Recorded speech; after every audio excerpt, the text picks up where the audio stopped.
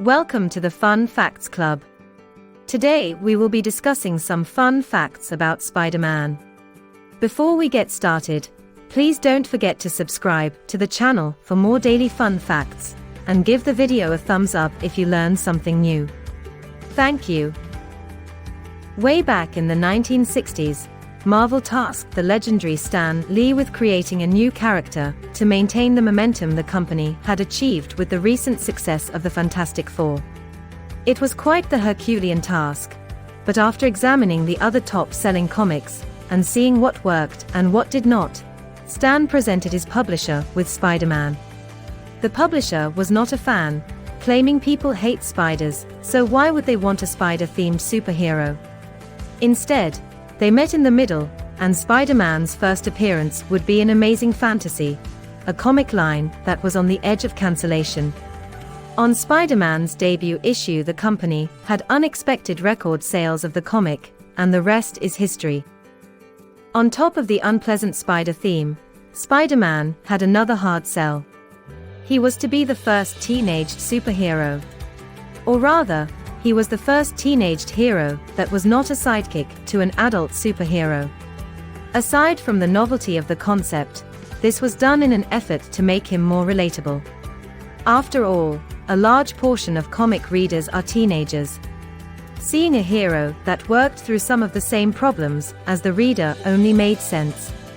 The formula worked and paved the way for many more teenaged heroes to come. When he was first designed, it was decided he would go against the mold of the superheroes that came before him. So when it came time to give him a name, Stan Lee wanted to give a fitting name for the spectacular hero. Being a teenager, he was tempted to give him a stereotypical moniker like Lad or Boy, but he decided against it. He was to be a hero in his own right, and those names did not suit him. Stan Lee finally arrived with the name we all know and love. He was inspired the most by DC's Superman. However, he wanted it to be distinct, and so he added the hyphen in the name. While some properties use them interchangeably, the accurate way to write it is Spider-Man. Everyone knows that Peter Parker was orphaned at a young age and was raised by his aunt and uncle, but not much is known about his parents. For a long time it remained a mystery. It was later revealed they were agents of S.H.I.E.L.D. The two went on many missions together, and at one point even got Wolverine out of tight spot. Unfortunately, they met their fate not long after giving birth to Peter, in a plane crash orchestrated by the villainous Red Skull. A fateful spider bite was all it took to change Peter Parker's life forever. The radioactive venom mutated him and endowed him with his supernatural abilities. The circumstances of his powers have led to some confusion in universe. Several times, Spider-Man had been mistaken as a mutant akin to the X-Men. At one point, he was hunted down by Magneto for that very reason. His boss J.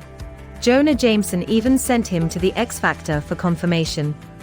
At the end of the day though, Spider-Man was considered to be a mutate, or rather someone who has undergone an unnatural mutation from an outside source.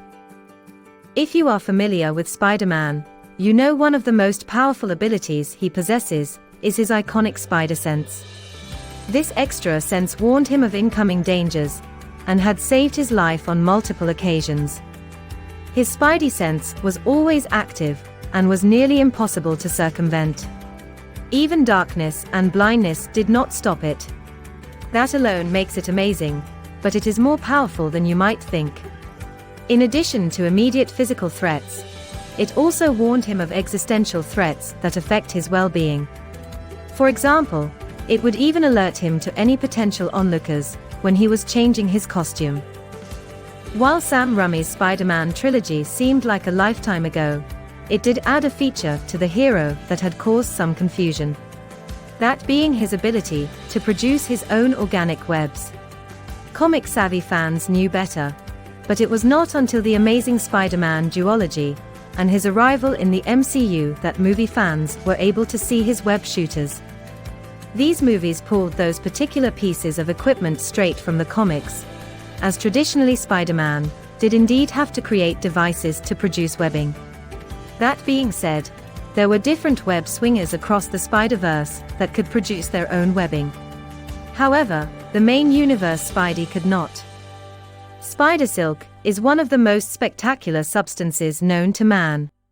It is remarkably flexible, thin, and pound for pound, it is stronger than steel. Scientists in the real world are still trying to replicate it, but for a fictional genius like Peter Parker, it was a simple matter. His composite webs were able to replicate all of the benefits of natural spider silk, and had even been able to ensnare beings as strong as the Hulk. He had developed a wide array of specialized webs to use in special scenarios.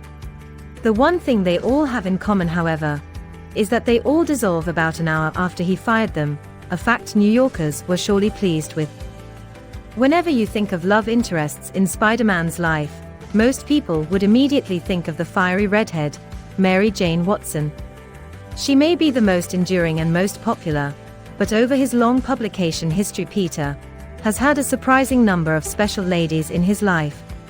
Aside from Mary Jane, his other well-known paramour would have to be Gwen Stacy. After all, it was her death that shook the very foundations of the industry. She would even go on to be a hero herself in the aptly named Spider-Gwen comic run. Peter had also had a tenuous romantic relationship with Felicia Hardy, aka the Black Cat, who was a cat-burgling anti-hero infatuated with Spider-Man. There were also lesser-known names like Betty Brant and Liz Allen. Since his inception, Spider-Man has amassed quite the fan base. But did you know one of those fans is none other than Barack Obama? The former president made his fondness for the web swinger known at a number of child-centered events he visited and placed Spider-Man alongside Batman as his favorite hero. As a thank you for his love of the character, Marvel had Spider-Man meet Obama in a special issue comic that released shortly before his inauguration.